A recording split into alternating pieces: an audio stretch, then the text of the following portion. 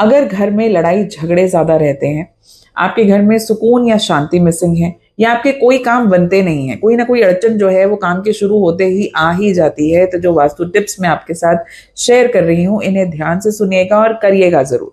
I am sure जो है वो आपकी जिंदगी में भी काफी फर्क आएगा, जैसे कि बाकी लोगों की जिंदगी में आया है। पहली चीज, अपने घर के मेन डोर को साफ रखिए, उस पर रोजाना जो है वो गंगा जल का छिड़काव जरूर करें।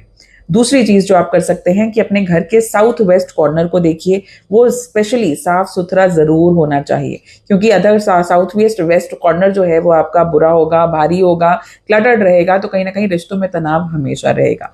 वहां कोई भारी लोहे वाली चीज भी नहीं होनी चाहिए। तीसरी चीज, आपके घर के आईने जो हैं वो जरूर साफ रखें।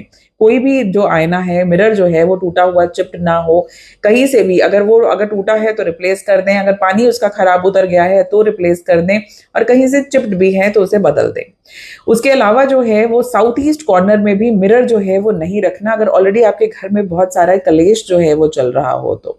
उसके साथ साथ जो लास्ट उपाय आपको जरूर करना चाहिए वो ये कि अपने पूजा स्थान पर को जो है वो जरूर ध्यान से कोशिश करें कि जब भी पूरे परिवार में अनबन रहती हो तो साथ मिलकर, या तो अगर आपके यहाँ अखंड जोत जगती है तो बहुत ही बढ़िया, नहीं तो शाम की जो पूजा का समय है, शाम को जो दीप बत्ती करनी है, जोत जगानी है, वो सह परिवार मिलकर जगाएं।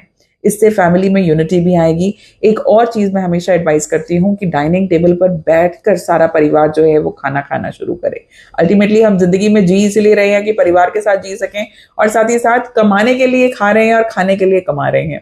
तो इसीलिए जो है वो ये सब बैलेंस बना के रखने के लिए परिवार के साथ बैठकर जो है वो खाना खाएं।